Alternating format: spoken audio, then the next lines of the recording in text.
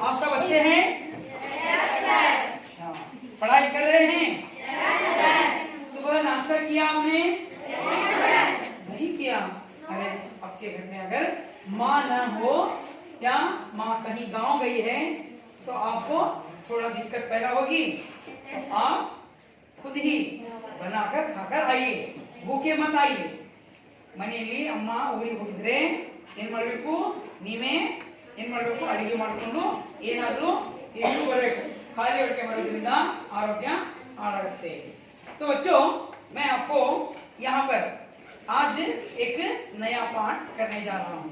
तो नया पाठ करने से पहले मैं कुछ प्रश्न पूछूंगा, आप प्रश्न का उत्तर देने का प्रयास कीजिए। तो आप सब जानते हैं सालू मर्द तिम्मक्का, जानते हैं आप? वो कौन है? ಯಾರು ಸಾಲು ಮರ್ದ ತಿಮ್ಮಕ್ಕ? ಯಾರು ವೃಕ್ಷ ಪ್ರೇಮಿ ತಿಮ್ಮಕ್ಕ ಅಂದ್ರೆ ಸುಮಾರು ಕರ್ನಾಟಕದಲ್ಲಿ ಅವರು ವೃಕ್ಷಗಳನ್ನ ನೀಡಿ ಅದನ್ನ ಬೆಳೆಸಿ ಹೆಮ್ಮರಗಳನ್ನಾಗಿ ಮಾಡಿದ್ದಾರೆ। ಅವರೊಬ್ಬ ಸಮಾಜ ಕಾರ್ಯಕರ್ತೆ, ಅಂದ್ರೆ सोशल वर्कर ಅಂತಾರೆ, समाज कार्यकर्ता। इसीलिए उनको नाम यहाँ पर उन्होंने हुलीकल से कुदूर तक, बच्चों ये मैं जो बता रहा हूँ सुनिए, हुलीकल से कुदूर तक उन्होंने पहले छोटे छोटे पौधों को लगाकर उन वृक्षों को जैसे माँ बाप अपने बच्चों को पाल पोस कर बड़ा करते हैं, तो उन्होंने ऐसे वृक्षों को पाल पोस कर बड़ा किया। ಹುಲಿಕಲಿಂದ ಕುದೂರವರೆಗೆ ಸಾಲು ಮರ ತಿಮ್ಮಕ್ಕ ಏನ್ ಮಾಡಿದ್ರು, ಮರಗಳನ್ನ ಹಚ್ಚಿ ಅವು ಬೆಳೆಸಿ ಅವುಗಳನ್ನ ಹೆಮ್ಮರಗಳನ್ನಾಗಿ ಮಾಡಿದ್ರು। ಹಾಗಾಗಿ ಅವರಿಗೆ ಸುಮಾರು ಮೊದಲು ಏನಪ್ಪಾ ಅಂದ್ರೆ 30, ಆಮೇಲೆ 60, 90, 1000 ಹೀಗೆ 10,000ಕ್ಕಿಂತ ಹೆಚ್ಚು, ಲಕ್ಷಕ್ಕಿಂತ ಹೆಚ್ಚು ಏನಪ್ಪಾ ಅಂದ್ರೆ ಅವರು ನಮ್ಮ ಕರ್ನಾಟಕದಲ್ಲಿ ಏನಪ್ಪಾ ಅಂದ್ರೆ ಸಸಿಗಳನ್ನ ಹಚ್ಚಿ ಅವುಗಳನ್ನ ಹೆಮ್ಮರಗಳನ್ನಾಗಿ ಮಾಡಿ ಬೆಳೆಸಲಾಗಿದೆ। ಹೀಗಾಗಿ ಆ ಸಮಾಜ ಕಾರ್ಯಕರ್ತಕ್ಕೆ ಅವರಿಗೆ ನಮ್ಮ ಕರ್ನಾಟಕದಲ್ಲಿ ಅವರಿಗೆ ಕರ್ನಾಟಕ ರತ್ನಾವಳಿ ಅಂತ ಪುರಸ್ಕಾರ ಕೊಟ್ಟರು, ಆಮೇಲೆ ಪದ್ಮಶ್ರೀ ರಾಷ್ಟ್ರಪತಿಯಿಂದ ಪುರಸ್ಕಾರ ಕೊಟ್ಟರು। ಅವರು ತುಂಬಾ ಪ್ರಸಿದ್ಧಿಯಾದರು। ಮಕ್ಕಳೇ, ಹಾಗೆ ನಾವು ಯಾವ್ದಾದ್ರು ಸಮಾಜ ಕಾರ್ಯವನ್ನ ಮಾಡಿದ್ರೆ ನಮ್ಗೇನಪ್ಪಾ ಅಂದ್ರೆ ನೋಡಿ, ಅವರು ಅನಕ್ಷರಸ್ತೆ, ಯಾರು ಆದ್ರೆ ಅವರಲ್ಲಿ ಸಮಾಜ ಕಾರ್ಯ ಮಾಡತಕ್ಕಂತ ಒಂದು ಮನದಲ್ಲಿ ವಾಣ ಬಂತು। ಅವರು ಶಾಲೆ ಹೋಗಿಲ್ಲ, ತುಂಬಾ ಬಡತನದಲ್ಲಿ ಅವರ ಜೀವನ ಇತ್ತು। ಏನೋ ಗಂಡ ಹೆಂಡತಿ ಮಾಡೋರು ದಿನ ಕೂಲಿ ಕೆಲಸ ಮಾಡಿ ಬಂದಂತಹ ಹಣದಲ್ಲಿ ಜೀವನ ಮಾಡ್ತಿದ್ರು। ಅಂತಹ ಜೀವನವನ್ನ ಕಳೀತಾ ಕಳೀತಾ ಅವರ ಮನದಲ್ಲಿ ಬಂತು, ನಾವೇನಾದ್ರೂ ದೊಡ್ಡ ಕೆಲಸ ಮಾಡಿ ನಾವು ಸಾಧನೆ ಮಾಡ್ಬೇಕಂತ। ಅಂತಹ ಸಾಧನೆ ಏನಪ್ಪಾ ಅಂದ್ರೆ ಮಾಡ್ಬೇಕಂತ ಏನೋ ಪುರಸ್ಕಾರ ಸಿಕ್ಕಾನು ಮಾಡಿಲ್ಲ ಅವರು, ಆದ್ರೆ ಅವ್ರೇನ್ ಮಾಡಿದ್ರು, ಸಮಾಜಕ್ಕೆ ನಾವೇನಾದ್ರೂ ಉಪಯೋಗ ಆಗೋಣ, ಸಮಾಜ ಕೆಲಸ ಮಾಡಿ ನಮ್ಮ ಜೀವನ ಕಳೆಯೋಣ ಅಂತಕ್ಕಂಥ ಭಾವನೆ ಅವರಲ್ಲಿ ಬಂತು। ಹಾಗೆ ಅವ್ರ ಊರಲ್ಲಿ ಏನಪ್ಪಾ ಅಂದ್ರೆ ಒಂದು ದೇವಸ್ಥಾನ ಇತ್ತು, ಆ ದೇವಸ್ಥಾನಕ್ಕೆ ಪ್ರತಿ ವರ್ಷ ಜಾತ್ರೆ ಆಗ್ತಿತ್ತು। ಆ ಜಾತ್ರೆಗೆ ಆವಾಗಿನ ಕಾಲದಲ್ಲಿ ಏನಪ್ಪಾ ಅಂದ್ರೆ ಎತ್ತಿನ ಗಾಡಿ ತಗೊಂಡ್ಬರ್ತಿದ್ರು। ಎತ್ತಿನ ಗಾಡಿ ತಂದ್ರೆ ಅಲ್ಲಿ ಜಾನುವಾರುಗಳಿಗೆ ಕುಡಿಲಿಕ್ಕೆ ನೀರು ಇರ್ತಿರ್ಲಿಲ್ಲ, ಅಲ್ಲಿ ಒಂದು ತೊಟ್ಟಿ ಇತ್ತು। ಅವರು ದೂರಿಂದ ಏನ್ ಮಾಡೋರು, ಕೆರೆ ಅಥವಾ ಬಾವಿಯಿಂದ ನೀರು ತಂದು ಆ ತೊಟ್ಟಿ ಹಾಕ್ತಿದ್ರು, ಆ ಜಾನುವಾರುಗಳು ನೀರು ಕುಡಿದ್ರು। ಇಂತಹ ಸಾಮಾಜಿಕ ಸೇವೆ ಎಲ್ಲ ಮಾಡ್ತೀವಿ ನೋಡಿ ಮಕ್ಕಳೇ। ನಾವು ಏನ್ ಮಾಡ್ಬೇಕಂದ್ರೆ ಸಮಾಜ ಸೇವೆಯನ್ನ ಮಾಡುವಂತರಾಗಿರ್ಬೇಕು। ನಮ್ಮಿಂದ ಏನ್ ಸಾಧ್ಯ ಇದೆ, ಈಗ ಬ್ಲಡ್ ಡೊನೇಟ್ ಮಾಡ್ತಾರೆ, ಕೆಲವರು ಕಾಯಿಲೆ ಇರ್ತಾರೆ, ಅವರಿಗೆ ರಕ್ತದ ಅವಶ್ಯಕತೆ ಇರುತ್ತೆ, ನಾವು ಬ್ಲಡ್ ಡೊನೇಟ್ ಮಾಡಬೇಕು, ಇದು ಸಮಾಜ ಕೆಲಸ। ಆಮೇಲೆ ಕಣ್ಣಿನ ಆಪರೇಷನ್ ನಡೆದಿರ್ತಾವ, ಕ್ಯಾಂಪ್ ಹಾಕಿರ್ತಾರೆ, ಅಲ್ಲಿ ನಾವೇನ್ ಮಾಡಬೇಕು, ಸೂಪರ್ವೈಸರ್ ಕೆಲಸ ಮಾಡಬೇಕು, ಹೆಲ್ಪರ್ಸ್। ಆ ರೋಗಿಗಳಿಗೆ ಏನಾದರೂ ಕುಂದಿರಿಸೋದು ಅಥವಾ ಅವ್ರಿಗೆ ಹಸಿ ಹಾಸ್ಕೊಡೋದು, ಅಥವಾ ಏನಾದ್ರೂ ನಮ್ಮಿಂದ ಅವ್ರು ಊಟ ಮಾಡ್ತಿದ್ರೆ ನೀರು ಬೇಕಾದ್ರೆ ನೀರು ಕೊಡೋದು, ಇದು ಸಮಾಜ ಕೆಲಸನೇ ಮಾಡ್ತೀವಿ। ಆಮೇಲೆ ನಮ್ಮ ಶಾಲೆಗೆ ಏನಪ್ಪಾ ಅಂದ್ರೆ ಕಾರ್ಯಕ್ರಮ ನಡೆಯತೈತಿ, ಆ ಕಾರ್ಯಕ್ರಮಕ್ಕೆ ನಿಮ್ಮ ಪೋಷಕರು ಬಂದಿರ್ತಾರೆ, ನಮ್ಮ ಆಸರವಾಗಿ ಬಿಟ್ಕೊಡೋದು। ಬಸ್ನಾಗ ಹೋಗಿರ್ತೀವಿ, ಬಸ್ನಾಗ ಹೋಗುವಾಗ ಒಂದು ತಾಯಿ ತನ್ನ ಮಗುವನ್ನು ತಗೊಂಡು ಕುಂದಿರ್ತಾಳ, ನಿಂತಿರ್ತಾಳ, ನಾವು ಸೀಟ್ನಾಗ ಕುಂದಿರ್ತೀವಿ, ನಾವು ಚೆನ್ನಾಗಿರ್ತೀವಿ, ಆದ್ರೆ ಏನ್ ಮಾಡ್ಬೇಕು, ಸೀಟ್ ಬಿಟ್ಕೊಡೋದು ನಮ್ಮ ಧರ್ಮ। ಯಾಕಂದ್ರೆ ತಾಯಿ ಮಗುವನ್ನು ತಗೊಂಡು ಬಸ್ಸಲ್ಲಿ ನಿಂತಿದ್ದಾರೆ, ನಾವು ಚೆನ್ನಾಗಿದ್ದೀವಿ, ದತ್ತುಮುಟ್ಟಾಗಿ ನಮ್ಗೆ ಸೀಟ್ ಸಿಕ್ಕಿದೆ, ನಾನೇ ಕಟ್ಟಿರ್ಬೇಕಂತ ಮಾಡುವ, ಅವ್ರಿಗೆ ಸೇವೆ ಮಾಡೋದು ಇದು ಸಮಾಜ। इंतः कार्यवन्न नावेल्ला माडुವಂತರಾಗಿದೆ।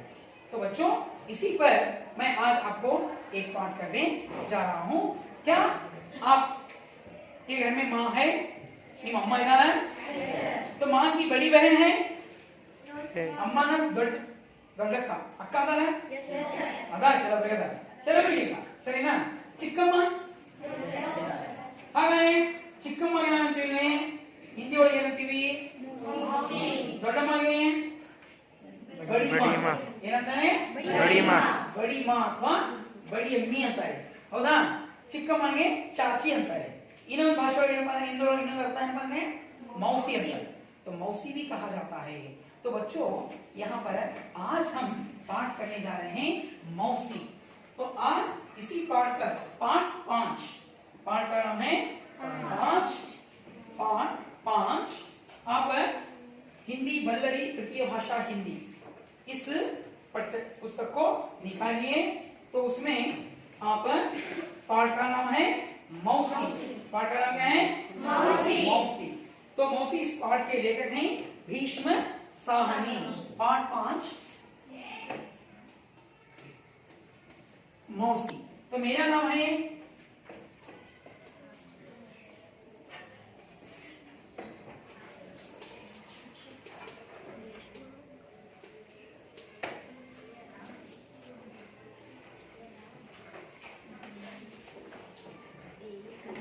तो मैं इस पाठ को करने से पहले यहाँ पर आपको इस पाठ के लेखक है भीष्म साहनी जी। तो भीष्म साहनी जी को आप देखे हैं नहीं तो यहाँ पर देखिए ये हैं भीष्म साहनी। कौन है भीष्म साहनी जी को देखिए। तो भीष्म साहनी जी यहाँ पर उनका चित्र है एक कलरफुल यह चित्र है। तो आपको रंगीन चित्र यहाँ पर पाठ्य पुस्तक में अगर दिए हैं तो वह रंगीन नहीं होता, यह रंगदार चित्र है। देखिएगा देखा आपने। तो ये कौन है तो भीष्म साहनी जी के बारे में मैं आपको थोड़ा परिचय दूंगा, ध्यान पूर्वक देखिएगा। तो भीष्म साहनी जी का जन्म दिनांक है 7 अगस्त सन 1915 है। ಹಾಗಾದ್ರೆ 7 ಅಂದ್ರೆ 7 ಆಗಸ್ಟ್ 1915ರಲ್ಲಿ ಇವರು ಜನ್ಮ ಪಡೆದರು। तो भीष्म साहनी का जन्म स्थल है रावलपिंडी। रावलपिंडी बच्चों ये पाकिस्तान अलग होगा सन 1947 हमारा देश अगस्त 15 को स्वतंत्र हुआ। तो उससे पहले अखंड भारत था। तो उस समय इनका जन्म यहाँ पर 7 अगस्त सन 1915 में हुआ था। सन 1947 में हमारा देश आजाद हुआ। तो रावलपिंडी जब भारत का एक हिस्सा था, भारत ಒಂದು ಪ್ರಾಂತ್ಯವಾಗಿತ್ತು ರಾವಲಪಿಂಡಿ। तो उनकी पढ़ाई MA PhD और विद्याभ्यास MA PhD आगे। तो भाषा ज्ञान देखिए उनको 5 भाषाओं का ज्ञान था बच्चों। 5 ಭಾಷೆಗಳ ಅವರಿಗೆ ಜ್ಞಾನ ಇತ್ತು। हिंदी अंग्रेजी संस्कृत रूसी पंजाबी। तो 5 भाषाओं का उनको ज्ञान था। वे उनकी लिखी हुई कृतियां हैं झरोखे कड़ियां तमस बसंती भाग्य रेखा भटकती रात कबीरा खड़ा बाजार में। और उनको यहाँ पर बहुत से पुरस्कार प्राप्त हैं जैसे शिरोमणि पुरस्कार साहित्य अकादमी पुरस्कार सोवियत लैंड नेहरू पुरस्कार। तो इतने उनको यहाँ पर पुरस्कार प्राप्त हुए हैं। तो यहाँ पर सुनिए बच्चों इनका कवि परिचय लेखक परिचय हमने दिया। तो अब हमें इस पाठ का आशय बताएंगे। प्रस्तुत पाठ में मौसी के निस्वार्थ सेवा मनोभाव का चित्रण है। तो अब हमें यहाँ पर को मौसी पर देखिए आपकी यहाँ पर मौसी आ गई। तो मौसी को देखिए ये आपकी इस पाठ की मौसी है। आप सबको देखिए ಚೆನ್ನಾಗಿದ್ದೀರಾ ಕೇಳಿ अच्छे हैं। हाँ बहुत अच्छा। हाँ तो मौसी को आपने देखा आपने। तो मौसी के बारे में आज हम जानकारी प्राप्त करेंगे। धन्यवाद मौसी को हमारे तरफ से। तो यहाँ पर है आपने मौसी को देखा। सुनिए प्रस्तुत पाठ में मौसी के निस्वार्थ सेवा मनोभाव का चित्रण है। ಹಾಗಾದ್ರೆ ಈ ಪಾಠದೊಳಗೆ ಮೌಸಿಯ ನಿಸ್ವಾರ್ಥ ಯಾವುದೇ ದುಡ್ಡು ಅಥವಾ ಏನೋ ಅವ್ರು ಏನು ಕೊಡ್ತಾರ ಆಸೆ ಇಟ್ಕೊಂಡು ಅವರು ಸೇವೆ ಮಾಡಲ್ಲ. इस कहानी से बच्चों को परोपकार, बड़े बुजुर्गों के प्रति आदर और असहायकों की मदद करने की प्रेरणा मिलती है. ಅಂದ್ರೆ ಈ ಪಾಠದಿಂದ ನಾವು ಬೇರೆಯವರ ಹಿರಿಯರಿಗೆ ಸಹಾಯ ಮಾಡೋದು, ಕಿರಿಯರಿಗೆ ಪ್ರೀತಿಸುವುದು, ಹೌದಾ, ಶಿಕ್ಷಕರು ತಂದೆ ತಾಯಿಗೆ ಗೌರವಿಸುವುದು. ಈ ಪಾಠದಿಂದ ನಮಗೆ ಈ ಶಿಕ್ಷಣ ದೊರಕುತ್ತೆ. ಅಷ್ಟೇ ಅಲ್ಲ, ನಾವು असहायकों की सहायता करना ಅಂದ್ರೆ ಕೆಲವರು ಅಪಾಯಜ, ಕೈ ಕಾಲು ಇರಲಿಲ್ಲ, ಕುರುಡಿರ್ತಾರೆ, ಅಂತಹ ಸೇವೆಯನ್ನು ನಾವು ಮಾಡತಕ್ಕಂತಹ ಗುಣವನ್ನ ಈ ಪಾಠದಿಂದ ಕಲಿತೀವಿ. तो आप सभी अपने पाठ्य पुस्तक निकालिए, मैं पाठ पढ़ते जाऊंगा, ध्यान पूर्वक सुनिएगा. केड़ी उस औरत को सभी मौसी कहकर पुकारते थे. ಹಾಗಾದ್ರೆ ಇಲ್ಲಿ ಬಂದಿರಲ್ಲ, ಈಗ ನೋಡಿರ್ತಾನೆ, ಅವರನ್ನ ಎಲ್ಲರೂ मौसी ಅಂತ ಕರೆಯುತ್ತಿದ್ದರು. बच्चे भी और बड़ी उम्र के लोग भी. तो बच्चे और बड़ी उम्र के लोग, उन्हें ಚಿಕ್ಕವರು ದೊಡ್ಡವರು और ये मंत्रों सुनिएगा. तो मैं पाठ पढ़ते जाऊंगा, आपको अपने पाठ्य पुस्तक में देखिए. जब उस औरत को सभी मौसी कहकर पुकारते थे, बच्चे भी और बड़ी उम्र के लोग भी. मौसी सबको मां के जैसे प्यारी बनी थी, सबके सुख दुख के समय में साथ देती थी. बच्चों के लिए तो वह सेवा की मूर्ति बनी थी. प्रतिदिन दोपहर होते होते मौसी स्कूल के फाटक पर पहुंच जाती थी. जैसे ही छुट्टी की घंटी बजती, वैसे ही बच्चे भागते हुए बाहर निकलते और मौसी के कंधों पर अपने अपने बस्ते डाल देते. मोहल्ले के सभी बच्चे उसे घेरे रहते थे. दोपहर ढलने पर मौसी नीम के पेड़ तले जा पहुंचती, जहां सभी बच्चे खेला करते थे. मौसी को बच्चों के साथ खेलना, उन्हें कहानियां, चुटकुले और पहेलियां सुनाना बहुत पसंद था. वह तोता तोती की कहानी, काट के घोड़े की कहानी, वीरोचित कहानी आदि सुनाती थी. मौसी बच्चों को खिलाने के लिए अपने पास चने, टिकिया, मूंगफली आदि कुछ ना कुछ रखती थी. वह बच्चों से अपने बेटे बेटियां जैसे प्यार करती थी. तो बच्चों, मैंने जहां तक पाठ पढ़ा ना, तो इस पाठ को आप ध्यान पूर्वक पढ़िएगा. मैं यहाँ पर कुछ प्रश्न लिखूंगा और इसमें आने वाले नए शब्दों को लिखूंगा. तो नए शब्दों को आप लिख लीजिएगा और जो प्रश्न पूछूंगा आप पाठ पढ़कर उसका उत्तर देने का प्रयास कीजिए. उसके बाद मैं फिर इस पाठ को सविस्तार से सुनाऊंगा. तो आप पाठ पढ़िए. पाठ ಚೆನ್ನಾಗಿ ಓದ್ಕೊಳ್ಳಿ. पाठ को पढ़िएगा, ध्यान पूर्वक पाठ को पढ़िएगा.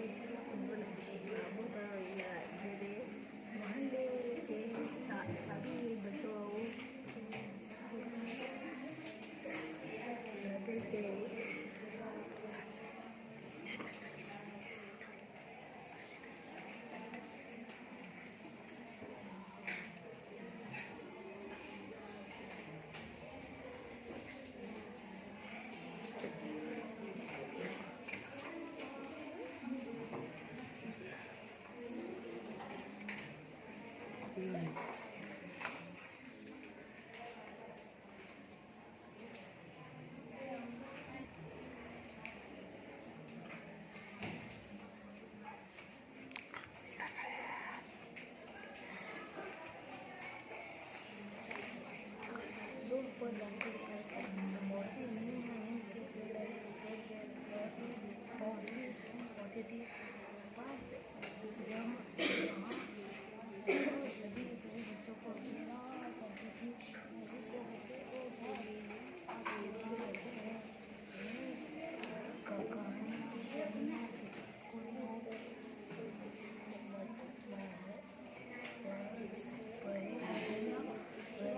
पाठ पढ़ लिया आपने ಎಲ್ಲ ಓದಿದ್ರಿ ಚೆನ್ನಾಗಿ ಓದಬೇಕು ಪಾಠ ಓದಬೇಕು ಅಲ್ಲಿ ಪಡೆದಂತಹ ಪ್ರಶ್ನೆಗಳಿಗೆ ಉತ್ತರವನ್ನು ಕೊಡಬೇಕು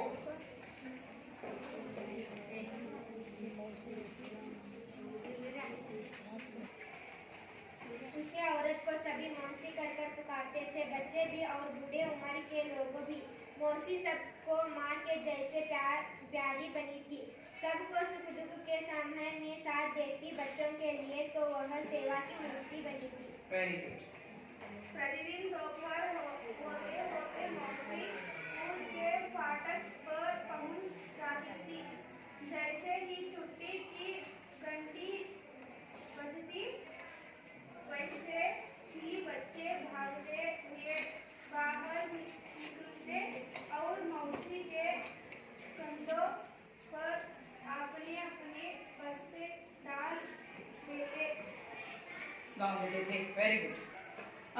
क्या होती है फर्स्ट है मौसी का क्या है माता की बहन है ताई है तंगी और अम्मा है तंगी। वेरी गुड भाई एक लाइन कौन पढ़ेंगे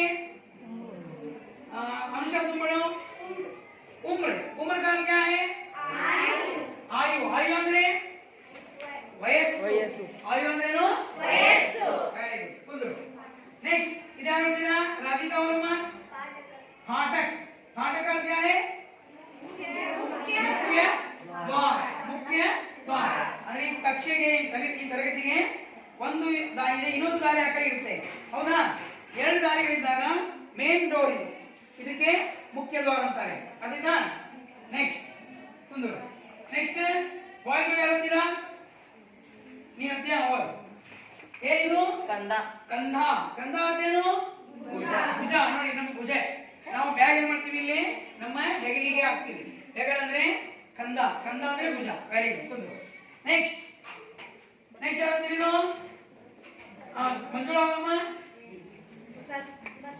ಬಸ್ತಾ ಬಸ್ತಾ ಅಂದ್ರೇನು ಬ್ಯಾಗ್ ಬ್ಯಾಗ್ ನೋಡಿ ನಿಮ್ಮಲ್ಲಿ ಸ್ಕೂಲ್ ಬ್ಯಾಗ್ ಇಲ್ಲಿ ಹೌದಾ ಇಲ್ಲಿ ನೋಡಿ ಇದೇನು बस्ता ये बस्ता का है स्कूल बैग देखो कितनी वजन है वजनदार है ऐसे तुम्हें बहुत सी किताबें लाएंगी तो झुक जाओगी क्या होगी यहाँ पर झुक जाओगे ऐसे बस्ते को लेकर इसीलिए मौसी क्या करती थी सारे बच्चों के बस्तों को अपने कंधे पर डालती थी मौसी ಎಲ್ಲ बैग अब यहाँ पर दो प्रश्न दिए गए हैं कौन पढ़ेंगे उसका उत्तर कौन देंगे तुम बताओ सुहाना जैसी कौन थी मधु तुम बताओ वेरी गुड माँ जैसी कौन थी बैठो दोपहर होने में मौसी कहाँ पहुँच जाती थी? हाँ दोपहर होने पर मौसी कहाँ पहुँच जाती थी कौन बताएंगे उत्तर इसका चैत्रा बताएगी तुम बैठो समझना स्कूल के फाटक पर पहुँच जाती हाँ स्कूल के फाटक पर पहुँच जाती थी मौसी तो आपने बहुत अच्छा पाठ पढ़ लिया है तो मैं इसको और भी सविस्तार से इस पाठ को विवरण के साथ सुनाऊंगा फिर उस पर प्रश्न पूछूंगा आप बैठिए ಈ ಪಾಠವನ್ನ ಇನ್ನೂ ಚೆನ್ನಾಗಿ ನಾನು ನಿಮಗೆ ವಿವರಣಾತ್ಮಕವಾಗಿ ಹೇಳ್ಕೊಡ್ತೀನಿ ಗಮನಿಟ್ಟೆ ಕೇಳ್ಕೊಂಡು ಹೋಗಿ उस औरत को मौसी कहकर पुकारते थे ಹಾಗಾದ್ರೆ ಆ ಅಮ್ಮನನ್ನ ಎಲ್ಲರೂ ಮೌಸಿ ಅಂತ ಕೂಗ್ತಿದ್ರು बच्चे भी और बड़ी उम्र के लोग भी तो कौन कौन मौसी को मौसी कहकर पुकारते थे बच्चे और बड़े हाँ ಚಿಕ್ಕವರು ಮತ್ತು ಹಿರಿಯರು ಎಲ್ಲರೂ ಮೌಸಿ ಅಂತ ಕರೆದಿದ್ರು मौसी सबको माँ के जैसी प्यारी बनी थी। मौसी सबको कैसी प्यारी बनी थी? माँ जैसी। हाँ, माँ के जैसी प्यारी बनी थी। सबके सुख दुख के समय में साथ देती थी। सबके सुख दुख के समय में क्या देती थी?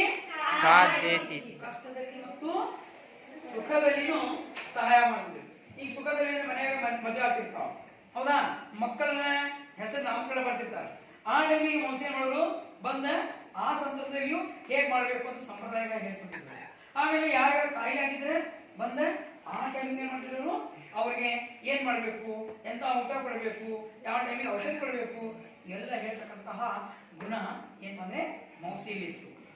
बच्चों के लिए तो वह सेवा की मूर्ति बनी थी.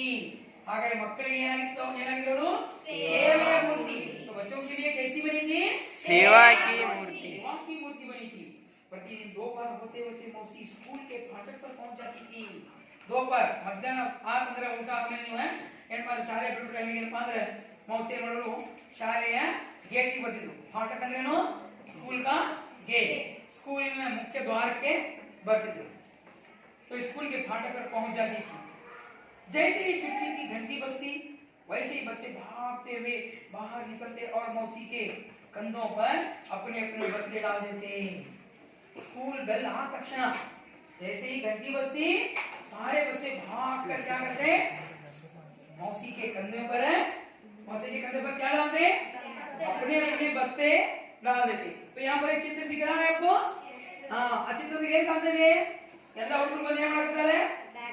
ಬ್ಯಾಗ್ ಅನ್ನ ಯಾರಿಗೆ ಹಾಕುತ್ತಾರೆ? मौसी। मौसी ಹೆಗಲಿಗೆ ಹಾಕುತ್ತಾರೆ ನೋಡಿ. तो मौसी के कंधे पर रख देते. मोहल्ले के सभी बच्चे उसे घेरे रहते थे. ಹಾಗಾದ್ರೆ ಮೊಹಲ್ಲಾ ಅಂದ್ರೇನು? ಓಣಿ. ಮೊಹಲ್ಲಾ ಅಂದ್ರೇನು? ಓಣಿ. ಆ ಬೀದಿಯಲ್ಲಿ ಏನ್ ಮಾಡಿದ್ರು, ಎಲ್ಲರೂ ಅವ್ರನ್ನ ಎಲ್ಲ ಮಕ್ಕಳು ಬಂದ ಮೌಸಿಯನ್ನ ಏನ್ ಮಾಡ್ತಿದ್ರು? आवाज कौन बिल्कुल तो घेरे रहते थे. मोहल्ले के सभी बच्चे उसे घेरे रहते थे. दोपहर ढलने पर मौसी नीम के पेड़ के तले पहुंच जाती. नीम पेड़ अंद्रेनु? ಬೇವಿನ ಮರ. और मध्याह्न आदमेले प्रतिदिन मौसी ನೋಡಲು ಬೇವಿನ ಮರದ ಕೆಳಗೆ ಬರೋರು. जहां सभी बच्चे खेला करते थे. आगे ಬೇವಿನ ಮರದ ಕೆಳಗೆ ಎಲ್ಲ ಏನ್ ಮಾಡ್ತಿದ್ರು ಮಕ್ಕಳು? ಆಟ ಆಡುತ್ತಿದ್ದರು. हां, तो सभी बच्चे वहां पर क्या करते थे? ಆಟ ಆಡುತ್ತಿದ್ದರು. खेला करते थे. क्या करते थे? खेला करते थे. मौसी को बच्चों के साथ खेलना, उन्हें कहानियां, चुटकुले और पहेलियां सुनाना बहुत पसंद था. तो मौसी सभी बच्चों को क्या सुनाती थी? कहानियां, चुटकुले, पहेलियां. ನೋಡಿ, ಕಹಾನಿ ಅಂದ್ರೆ ಕಥೆಗಳು ಹೇಳ್ತಿದ್ರು ಮೌಸಿ. ಮೊದಲಿನ ಕಾಲದಲ್ಲಿ ಏನಪ್ಪಾ ಅಂದ್ರೆ ಅಜ್ಜಿಂದಿರು ಮಾಡ್ತಿದ್ರು, ಮಕ್ಕಳಿಗೆ ಒಳ್ಳೊಳ್ಳೆ ಕಥೆಗಳು ಹೇಳ್ತಿದ್ರು. ಈಗ ಏನ್ ಮಾಡಿದ್ರೆ ಅವೆಲ್ಲ ನಿಮ್ಗೆ ಏನಾಗಿದೆ ಅಂದ್ರೆ ಈ ಬಹಳಷ್ಟು ಟೆಲಿವಿಷನ್ ಒಳಗೆ ಚಿಂಚು ಟಿವಿ ಒಳಗೆ ಆ ಕಥೆಗಳು ವಿಡಿಯೋ ಬಂದಾವೆ. ನೀವೆಲ್ಲ ಏನ್ ಮಾಡ್ತಿರ್ತೀರಿ? ಚಿಕ್ಕವರಿದ್ದಾಗ ಅವೆಲ್ಲ ವಿಡಿಯೋಗಳನ್ನ ನೋಡ್ತಿರ್ತೀರಿ. ಆ ಮೊದಲು ಅಜ್ಜಿಂದ್ರ ಕಥೆ ಹೇಳಿದ್ರು, ಈಗ ಟೆಲಿವಿಷನ್ ಅಲ್ಲಿ ಆ ಕಥೆಗಳು ನಮಗೆ ಬರ್ತಾವೆ ಮಕ್ಕಳಿಗೆ. ಅವುಗಳನ್ನ ನೋಡ್ಬೇಕು, ಚೆನ್ನಾಗಿರ್ತವೆ. ಮಾರಲ್ ಸ್ಟೋರೀಸ್ ಇರ್ತಾವ ಏನು. ಅವ್ರ ಚುಟುಕುಲೆ ಅಂದ್ರೆ ಗಾದೆಗಳು. ಚುಟುಕುಲೆ ಅಂದ್ರೇನು? ಗಾದೆಗಳು. ಜೈಸೆ ಒಂದ್ ಮಂದಿ ಹೇಳ್ತೀರಿ ಏನೋ ಕಿಪ್ಪಿ ಹುಡುಗ ಅಡ್ಡ ಮಲಗಿದ್ದಾನೆ ಅಂದ್ರೆ ಏನಪ್ಪ? ಹೊಸ್ತಿರು. ಹೌದಾ? ಇದಕ್ಕೆ ಏನಂತೀವಿ ನಾವು? ಚುಟುಕುಲೆ ಅಂತೀವಿ. ಹೌದಾ? ಅದೇ ಉಸಿ ಸಾ ಪಹೇಲಿಯಾ. ಪಹೇಲಿಯಾ ಸುನಾನಾ ಬಹುತ್ ಪಸಂದ್ ಥಾ. ಇದೇ ರೀತಿಯಾಗಿ ಬೇರೆ ಬೇರೆ ಕಥೆಗಳನ್ನ, ಆಮೇಲೆ ಏನಪ್ಪ ಅಂತಂದ್ರೆ ಈ ಒಗಟುಗಳು, ಆಮೇಲೆ ಯಾವ್ದಾರ ಕಥೆಗಳು ಮತ್ತೆ ಗೀತೆಗಳನ್ನ ಏನ್ ಮಾಡ್ತಿದ್ರು मौसी ಹೇಳ್ಕೊಟ್ಟಿದ್ರು. तो बच्चों को ये कहानियां, चुटकुले और पहेलियां सुनाना बहुत पसंद था. वह तोता तोती की कहानी. तो कौन सी कहानी सुनाती थी मौसी? तोता तोती. और कांट के घोड़े की कहानी. कौन सी कहानी? कांट के घोड़े की कहानी. तो मौसी यहाँ पर कौन सी कहानियां सुनाती? प्रश्न आएगा आपको. विरोचित कहानियां आदि सुनाती थी. तो मौसी कौन सी कहानी सुनाती थी? पहले कौन सी है? तोता तोती की कहानी. और दूसरा है कांट के घोड़े की कहानी. और तीसरा है विरोचित कहानी. तो भाई प्रश्न पूछूंगा, कौन बताएंगे मौसी कौन सी कहानियां सुनाती थी? ये दिया होगा काट के घोड़े की कहानी विरोचित कहानी ವೆರಿ ಗುಡ್. ಈ ಮೂರು ಕಥೆಗಳು ನೆನಪಿಡಕ್ಕಾಗಲ್ಲ ನಿಮಗೆ? फर्स्ट कौन सा है? दूसरा है काट के घोड़ी की कहानी, काट के घोड़े की कहानी, तीसरा है विरोचित कहानी। तो बहुत अच्छा आपने उत्तर दिया बच्चों। तो आगे चलिए देखिए। तो मौसी बच्चों को खिलाने के लिए अपने पास चने ಅಂದ್ರೆ ಕಡಲೆ, ಚನೆ ಅಂದ್ರೇನು? ಟಿಕ್ಕಿಯ. ನಿಮ್ಗೆ ಈಗ ಏನಪ್ಪ ಅಂದ್ರೆ ಪ್ರತಿ ವಾರನಾಗ 2 ದಿವಸ ಏನ್ ಮಾಡ್ತಾರೆ? ಶೇಂಗಾ ಚಕ್ಕಿ ಕೊಡ್ತಾರೆ. ಅದಕ್ಕೆ ಏನಂತೀವಿ? ಟಿಕ್ಕಿಯ. और मूंगफली ಅಂದ್ರೆ ಶೇಂಗಾ ಬೀಜ, ಶೇಂಗಾ ಕಾಳಲ್ಲ, ಅದನ್ನ ಏನ್ ಮಾಡಿದ್ರು ಮೌಸಿ ತನ್ನ ಏನಪ್ಪ ಅಂದ್ರೆ ಶರದಲ್ಲಿ ಅದನ್ನ ಕಟ್ಕೊಂಡ್ ಬರ್ತಿದ್ರು. अपने आंचल में वह बांध कर लाती थी. ತನ್ನ ಶರದಲ್ಲಿ ಏನ್ ಮಾಡ್ತಿದ್ರು? ಒಂದ್ ಕಡೆಗೆ ಏನೋ ಶೇಂಗಾ ಕಾಳ ಮತ್ತು ಕಡಲೆ ಬೀಜ ಮತ್ತು ಶೇಂಗಾ ಚಿಕ್ಕಿ ಇವೆಲ್ಲ ಮಕ್ಕಳಿಗೆ ಕೊಡಕಂತ ತನ್ನ ದುಡ್ಡಿಗೆ ಖರ್ಚು ಮಾಡಿಕೊಂಡು ತಂದು ಮಕ್ಕಳಿಗೆ ಕೊಡ್ತಿದ್ರು. तो इस प्रकार मौसी वह बच्चों से अपने बेटे बेटियों से प्यार करती थी. ಈ ರೀತಿಯಾಗಿ ಮೌಸಿ ತನ್ನ ಮಕ್ಕಳನ್ನ ಯಾವ ರೀತಿಯಾಗಿ ನಾವು ತಂದೆ ತಾಯಿ ಪ್ರೀತಿ ಮಾಡ್ತಾರೆ ಅಂತಹ ಪ್ರೀತಿ ವಾತ್ಸಲ್ಯವನ್ನ मौसी ಈ ಎಲ್ಲ ಮಕ್ಕಳ ಜೊತೆಗೆ ಮಾಡ್ತಿದ್ರು. तो बच्चों आपने पाठ सुना ना? ध्यान से सुना. पाठ पढ़ा आपने? पाठ करेगा? हागारे इधर नाना कुछ मैं यहाँ पर आपको प्रश्न पूछूंगा. आप प्रश्न देने का प्रयास कीजिए. ಈಗೆಲ್ಲ ಪಾಠ ಕೇಳಿದಿರಿ, ಪಾಠ ವಿವರಣೆ ಹೇಳಿದೀನಿ. ಇದರಾಗ ಕೆಲವು ಪ್ರಶ್ನೆಗಳನ್ನ ನಾನು ಕೇಳ್ತೀನಿ, ಯಾರು ಉತ್ತರ ಹೇಳ್ತೀರಿ ನೋಡು. ಹೌದಾ? उस औरत को सभी गांव के लोग क्या कहकर पुकारते थे? मुस्कान तुम बताओ. मौसी कहकर पुकारते थे. अगर ಎಲ್ಲ ಏನಂತ ಕೂಗಿದ್ರು? मौसी ಅಂತ ಕೂಗ್ತಿದ್ರು. मौसी सबको कैसे लगती थी? मौसी सबके लिए क्या बनी थी या कैसे क्या लगी थी? हाँ, कौन बताएंगे? बताओ, तुम बताओ. ಹೇಳು. मौसी ಎಲ್ಲರೂ ಏನಂತಿದ್ರು? मौसी ಎಲ್ಲ ಹೇಳ್ತಿದ್ರು? शिवाजी मूर्ति, सेवा की मूर्ति. सेवा की मूर्ति कहते थे. ಸೇವೆಯ ಮೂರ್ತಿ ಅವರು. ಎಲ್ಲರಿಗೆ ಏನಂದ್ರೆ ತಾಯಿಯನ್ನು ಸೇವೆ ಮಾಡ್ತಾರಲ್ಲ ಹಾಗೆ सेवा की मूर्ति लगती थी. Very good. और यहाँ पर प्रतिदिन दोपहर होते मौसी कहाँ जाती थी? स्कूल के फाटक पर पहुंच जाती थी. Very good. तो मौसी यहाँ पर है सभी बच्चों को, जैसे ही सारे बच्चे मौसी के पास स्कूल की घंटी बजती तो सारे बच्चे क्या करते थे? खेलते थे. स्कूल की घंटी बजने पर सारे बच्चे अपने बक्से बस्ते लेकर कहाँ जाते थे? मौसी के पास. मौसी के पास जाते थे. तो सारे बस्ते सारे बैग मौसी के कंधों पर डालते डालते थे. थे. ಎಲ್ಲ ಮಕ್ಕಳು ಹೋಗಿ ಏನ್ ಮಾಡ್ತಿದ್ರು? मौसिಯ ಹೆಗಲ ಮೇಲೆ बैग अन्न हाकते थे. और एक प्रश्न पूछूंगा, आप कौन बताएंगे? देखिए, मौसी सभी बच्चों को कौन कौन सी कहानियां सुनाती थी? मधु हाँ. तोता तोती की कहानी, काट के घोड़े की कहानी, विरोचित कहानी. Very good. उत्तरा यारो. तोता तोती की कहानी वेरी गुड. काट के घोड़ी की कहानी विरोचित कहानी. Very good. ಮತ್ತೆ ಹೇಳಿದಿರಿ ಸಂಜನಾ ಹೇಳು. तोता तोती की कहानी, काट के घोड़े की कहानी, विरोचित कहानी. Very good. ಬಹಳ ಚೆನ್ನಾಗಿ. ಹಾಗಾದ್ರೆ ಮಕ್ಕಳೇ ಕೊನೆಗೆ ಇನ್ನೊಂದು ಪ್ರಶ್ನೆ ಇದೆ. और एक प्रश्न है, मौसी सभी बच्चों को खाने दे नीम के पेड़ के नीचे सभी बच्चों को क्या देती थी? ಏನ್ ಕೊಟ್ಟಿದ್ರು? ಯಾರು ಹೇಳಿದ್ರ? ಪುಟ್ಟ ಹೇಳಿದ್ಯಾ? ಚನೆ, मूंगफली, टिकिया. Very good. और ಮತ್ತೆ ಹೇಳ್ತೀರಿ? चने, टिकिया, मूंगफली. ನೀವು ಹೇಳಿದ್ಯಾ? ಮನೆ ಹೇಳು. चने, टिकिया, मूंगफली. तो मौसी सभी को खाने के लिए चने देती, कभी टिकिया और मूंगफली देती थी. तो बच्चों हमने इस पाठ को समझा ना? ಎಲ್ಲ ತಿಳಿದ ಪಾಠ? Yes, sir. ಹಾಗಾದ್ರೆ ಈ ಪಾಠದಲ್ಲಿ ಏನಪ್ಪ ಅಂದ್ರೆ ನಾನು ನಿಮಗೆ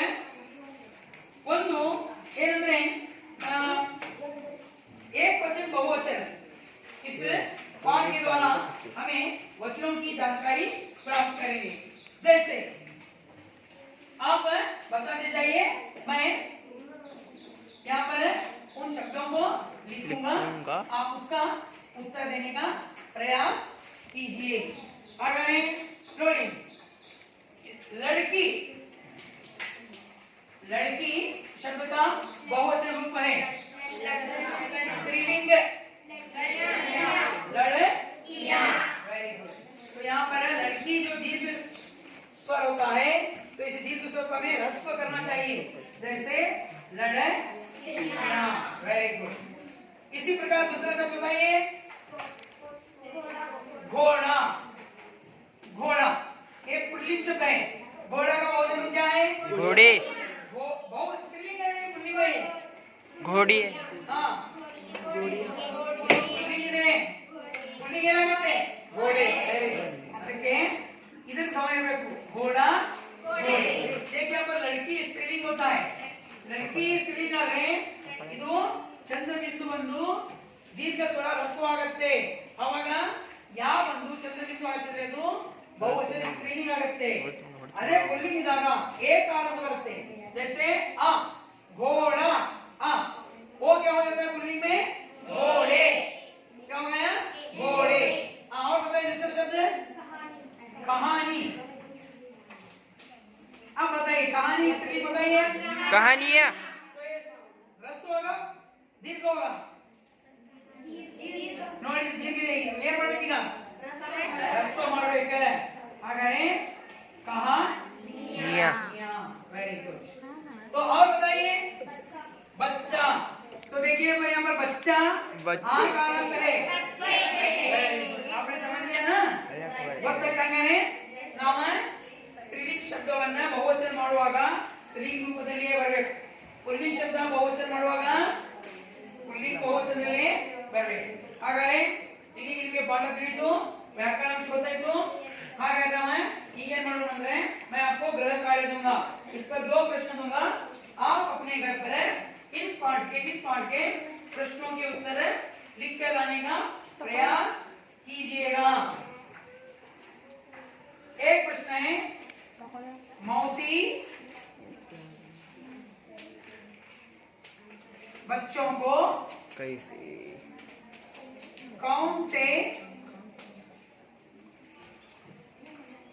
कहानियां सुनाती थी? सुनाती थी। ಇದು गृह कार्य पहले प्रश्न है। ಎರಡನೇ ಪ್ರಶ್ನೆ, मौसी बच्चों को खाने के लिए क्या क्या देती थी? मौसी बच्चों को खाने के लिए क्या क्या देती थी? देती थी। तो ये बच्चों ये गृह कार्य है आपके लिए।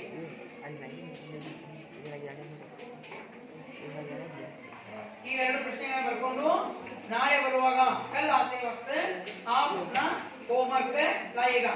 ನಾಳೆ ಬರುವಾಗ ಏನಾದ್ರೆ ಎಲ್ಲರೂ ಕಡ್ಡಾಯವಾಗಿ ನಿಮ್ಮ ಹೋಮ್ವರ್ಕ್ ಅನ್ನು ಬರೆಸಬೇಕು।